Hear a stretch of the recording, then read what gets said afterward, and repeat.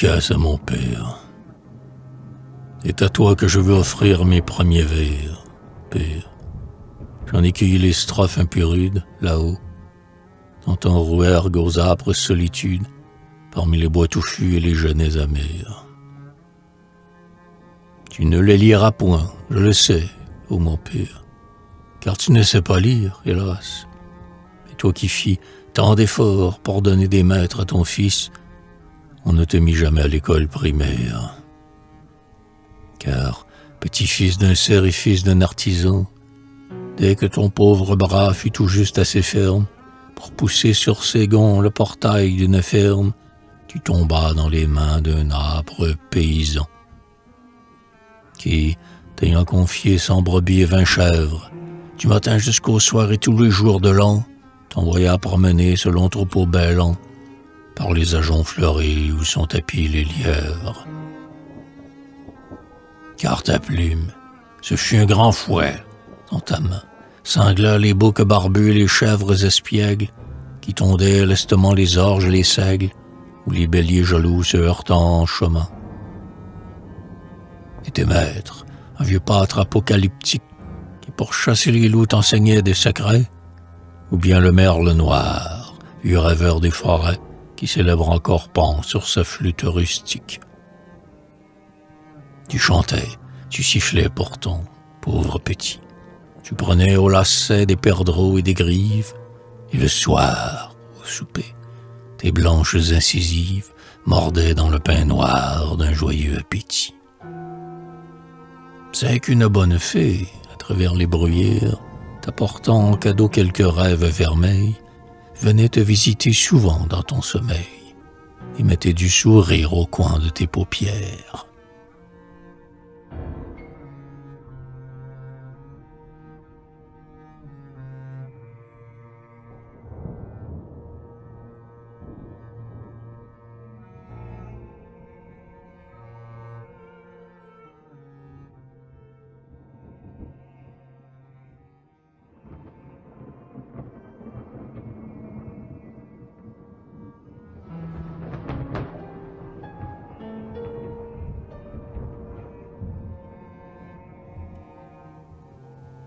À 16 ans, tu montas au grade de garçon de ferme et conduisis un superbe attelage de ces grands bœufs d'Aubrac dont le fauve pelage a la couleur du chaume au temps de la moisson.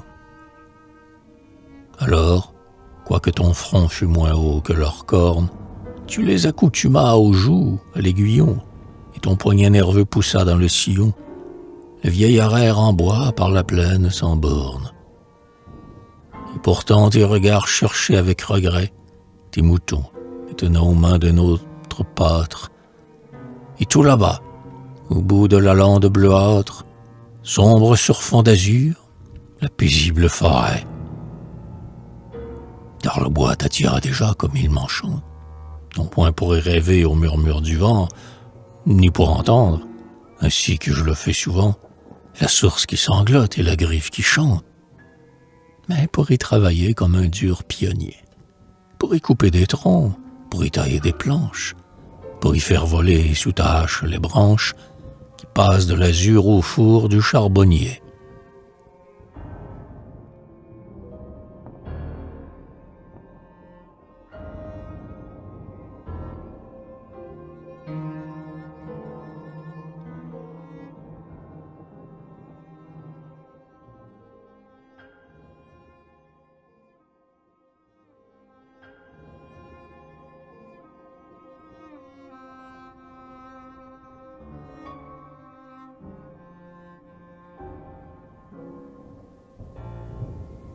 Aussi, lorsque, à 20 ans, sous la toise fatale, tu passas sans heurter, quoique tremblant d'effroi, et qu'on t'eût dit « Trop court pour un soldat du roi, un soldat doit offrir plus de prise à la balle. » Tu regagnas joyeux ton village et tes bois, et près du vieil étang dont ton aïeul peut-être avait battu les eaux pour endormir son maître, en forçant les crapauds à modérer leur voix. Tu rebâtis à neuf une antique scierie. Tu remis une roue au moulin féodal, étage d'acier, champêtre durandal, sur les troncs retentit encore avec furie. Tu chantas, et l'amour accourut à ta voix. Une fille des champs, aussi douce que sage, descendit au vallon, et, contre tout usage, l'alouette des bléma le pic des bois.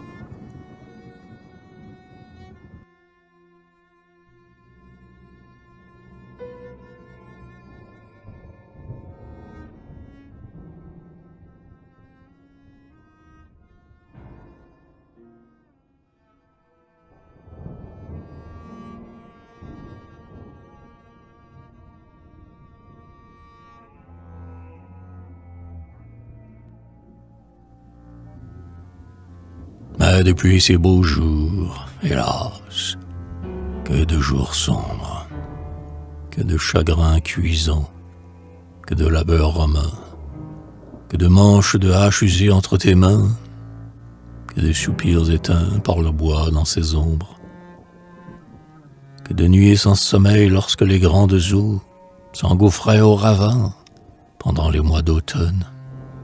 Elles nous endormaient à leur voix monotone, mais tu tremblais pour ton moulin et nos berceaux. Que de chocs meurtriers, que d'horribles blessures, dans cette lutte avec la matière, où souvent le bois se révoltait comme un être vivant et rendait à ton corps morsure pour morsure. Un vieux chêne noué, dur comme le fer, repoussait tout à coup, en grinçant, ta cognée, qui dans ton pied faisait une large saignée et mêlait au copeau des morceaux de ta chair. Le scie aux dents d'acier, la meule aux dents de pierre, déchirait tour à tour ton corps endolori, sans jamais à ta lèvre arracher un seul cri, sans jamais d'une larme amollir ta paupière. Ouais, 20 fois je t'ai vu, stoïque travailleur, de quelques grands combats corps à corps contre un arbre, revenir, le front pâle et froid comme le marbre, vaincu, saignant, mais fier et narguant la douleur. Un jour même, chacun pleurait près de ta couche, et nous, tes chers petits, t'appelions, anxieux. Tu nous fis tout à coup quelques contes joyeux, et le rire soudain revint sur chaque bouche.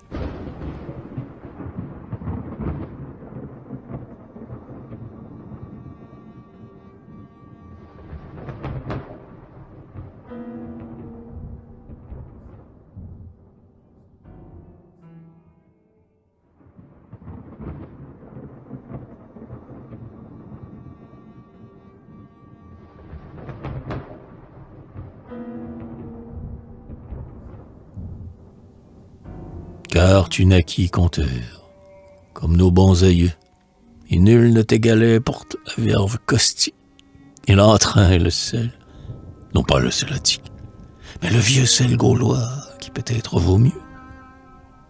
Aussi, lorsque Noël ramenait les veillées, si tout en arrosant de vin bleu nos marrons, tu faisais un récit émaillé de jurons, les rires éclatants s'élevaient par volées. C'est que, comme un ressort que nul choc n'a brisé, la nature avait mis en toi sa gaieté franche. Et tu te redressais toujours, comme la branche se redresse au soleil quand l'orage a passé. L'âge même, sous qui le plus fort tremble et ploie, a beau blanchir ta tête et te courber les reins, il ne peut t'arracher tout à fait tes refrains. Et s'il te prend la force, il te laisse la joie. Et tu vois arriver, sans regret et sans peur, comme un bon ouvrier ayant fini sa tâche, la mort qui de tes mains fera tomber la hache, et de son grand sommeil te paiera ton labeur.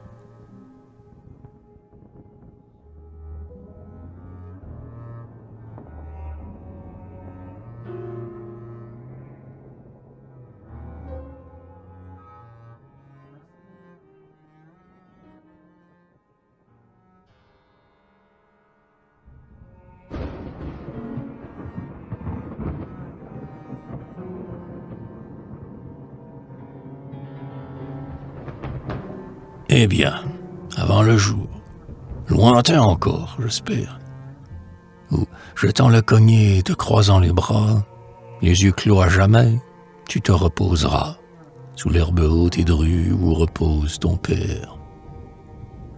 J'ai voulu de mes vers réunir les meilleurs, ceux qui gardent l'odeur de tes bruyères roses, de tes genêts dorés, de tes houmas roses, et t'offrir ce bouquet de rimes et de fleurs.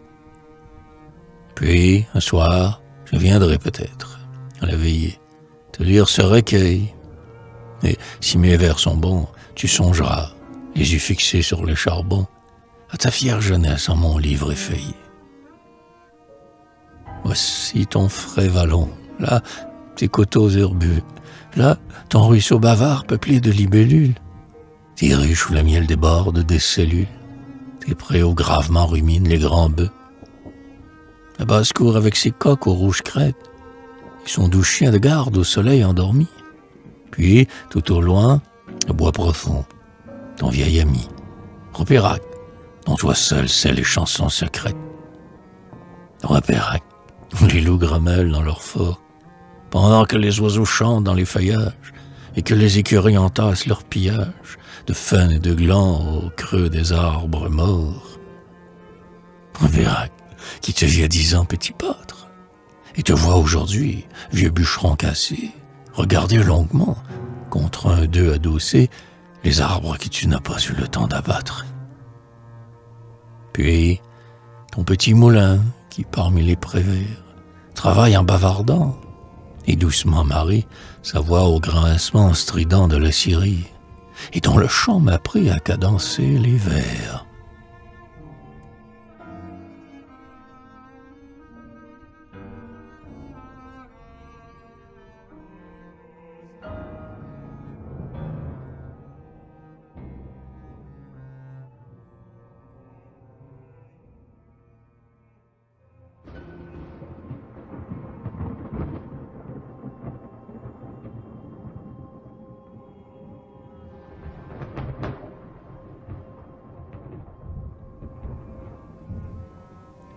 Et si je vois alors cette larme captive que jamais la douleur n'a pu faire couler, au bord de tes cils apparaître, trembler, glisser entre tes doigts et s'y perdre furtive, je dirais que mes vers sont clairs, simples et francs, que ma muse au besoin sait être familière, puisque, pareil à la servante de Molière, toi qui n'étudias jamais, tu me comprends.